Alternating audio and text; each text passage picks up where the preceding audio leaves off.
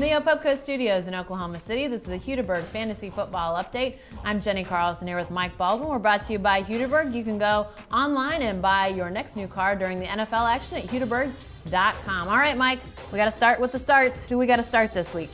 We got a couple new names you're familiar with. A guy named Carson Palmer that OU fans are familiar with back in the day. His NFL career has been okay, nothing great. Well, guess what? The Arizona Cardinals are playing about as well as anybody in the league the last few weeks. They're in the playoff part of it's Carson Palmer, 2 touchdowns, 4 straight weeks. He's shown consistency. He's finding Fitzgerald. He's one of those bubble guys, but if you need to start him, you can start him. And another one is Big Ben.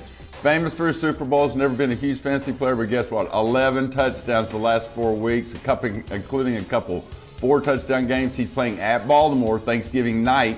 That's a little risky, but Baltimore's defense not the same, so there's a couple of the new ones. And then we also have guys like Chris Irie, Ben Tate. They've been up and down with their teams, their running backs. Right now, they look like the guys, though. Go with them. Tate only had 1 yard last week. Don't let that scare you. He's been banged up. I think he should be okay. A couple others are Shane Vereen, we've been telling you about. Definitely Brady's outlet guys. So there are some other guys out there. All right, we got to talk about sits. The name of the sit list, though, has changed. No longer the Kaepernick list, now the Trent Richardson list. Kaepernick, 3 touchdowns, almost 240 yards. Monday night, there is one caveat, it was the Redskins. And so he's one of those bubble guys. He's about your number 12 quarterback. So in a 12-team league, if you got somebody ranked ahead of him, obviously you play the other guy, but he has improved. They are throwing a little more. Vernon Davis is in the mix. Bolden's in the mix. That if you have him as your top guy, don't fear to start him anymore.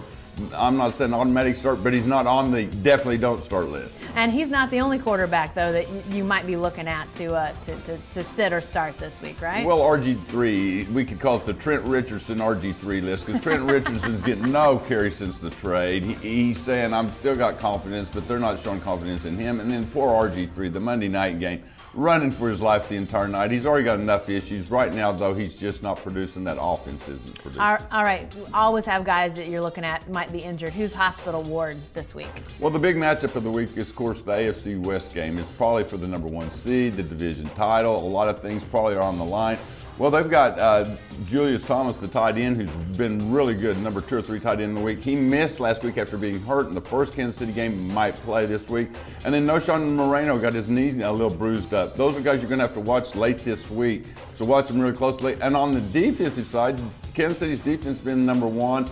Peyton at home is different than playing Peyton in Denver, and they did okay. But Tom Bally and Justin Houston, 2 linebackers, got hurt last Sunday against San Diego. If they don't play, Kansas City's defense is questionable. If they play, you might take a shot at them since they're at home. Well, they didn't look good without him against San Diego, that's for darn sure. Lastly, flavor of the week, is there a guy out there that maybe we should avoid that, boy, he looks good though? Well, every week we say it's opportunity. Halftime in fantasy ball is opportunity. Well, last week, Dennis Johnson, the running back for Houston, like the number 3 or 4 guy. They've gone past Darian Foster. They've gone past Tate.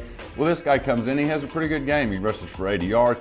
But it still looks like Ben Tate's the guy. If you're desperate, you can take a flyer on him, but he's not one of those guys that moving forward I think is going to be a monster. All right. Thanks, Mike. Sure, stay with the best coverage team anywhere at newsok.com and every day.